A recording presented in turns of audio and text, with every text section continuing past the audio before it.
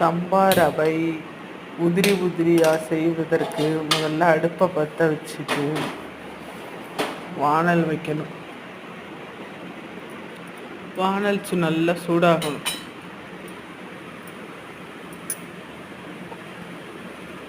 நல்லா வானல் சூடானதும்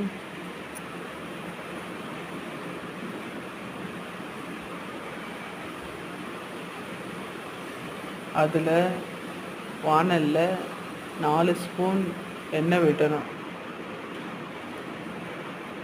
எப்போதும் நம்ம தாளிக்கும் முறை தான். கடுகு, உளுத்தம்பருப்பு, கடலைப்பருப்பு, பச்சை மிளகாயும் போட்டுக்கலாம், இஞ்சி போட்டுக்கலாம். நான் காஞ்ச மிளகாய், கருவேப்பிலை, பெரிய வெங்காயத்தோட சின்ன வெங்காயம் டேஸ்ட்டாக இருக்கும். சின்ன வெங்காயம் போட்டிருக்கேன். போட்டு நல்லா வதக்கணும். நல்லா வதக்கிட்டு 1 டம்ளர் கோதுமை ரவைக்கு 4 டம்ளர் தண்ணி ஊற்றணும். இன்னும் நல்லா மலர்ந்து வரணுன்னா 4 டம்ளர் கூட தண்ணி ஊற்றிக்கலாம்.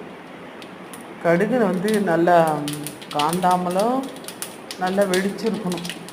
அது ஒரு டேஸ்ட்டு கொடுக்கும். உளுந்து, உளுத்தம்பருப்பு போட்டுக்கலாம், கடலைப்பருப்பு போட்டுக்கலாம்.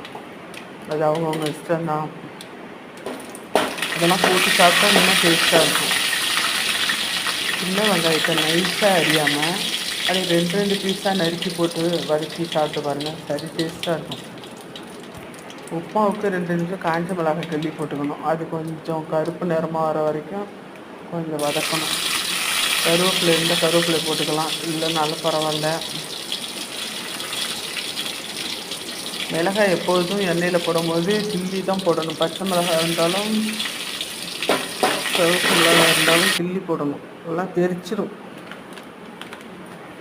நல்லா தண்ணி ஒரு டம்ளருக்கு ரவைக்கு 4 டம்ளர் தண்ணி, 4.5 கூட ஊற்றிக்கலாம்.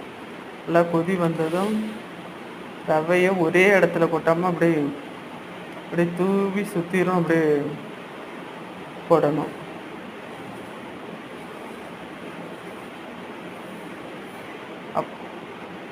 நல்லா போட்டுட்டு அது மேலே ஒரு தட்டு போட்டு அடுப்பை சிம்மில் வச்சு மூடி ஒரு 10 நிமிஷம் வேகணும். மூடி போட்டு நல்லா கிளறி விடணும். 10 நிமிஷம் நல்லா மூடி போட்டு திறந்து விட்டு ஒரு 10 நிமிஷம் வேகணும். வெந்தோடனே உப்புமா உதிரியாக ரெடி ஆகிடும். இப்போ ஒரு தட்டு போட்டு மூடணும். 10 நிமிஷம் வச்சு திறந்து 10 நிமிஷம் வேகணும். உதிரி